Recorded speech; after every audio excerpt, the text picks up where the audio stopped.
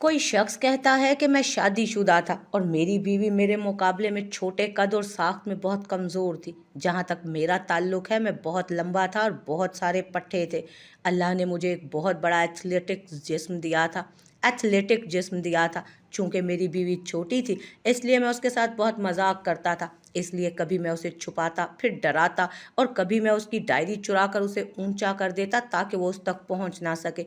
उसके छोटे कद की वजह से कभी कभी मैं उसे उस वक्त डिस्टर्ब करता जब वो टीवी देख रही हो या रात का खाना बना रही हो। मुझे उसे परेशान करने में बहुत मज़ा आता था।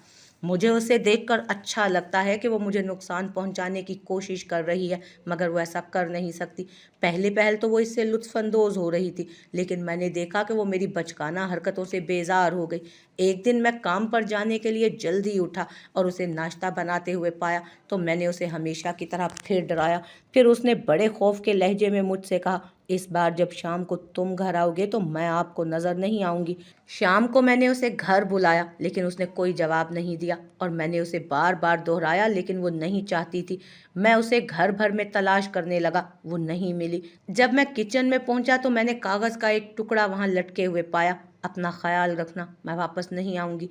मुझे उस वक्त लगा कि मेरी टांगें मेरा बोझ नहीं उठा सकती। मेरे पूरे जिस्म में तबाहकुन सर्दी, और मैं उस वक्त ज़मीन की सबसे कमज़ोर मखलूक बन गया था। और फिर मुझे एहसास हुआ कि ये छोटी सी कमज़ोर सी लड़की मेरी ताकत का सरचश्मा है, और मैं इसके बगैर कुछ भी नहीं हूँ। मैं दीवार से टेक लगाकर रोने लगा।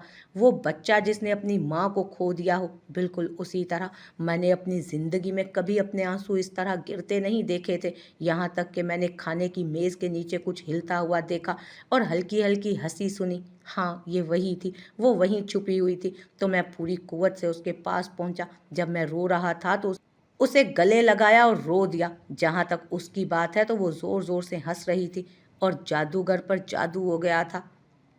उस वक्त मुझे एहसास हुआ कि उस कमज़ोर इंसान के बगैर मैं ज़मीन की सबसे कमज़ोर मखलूक हूँ।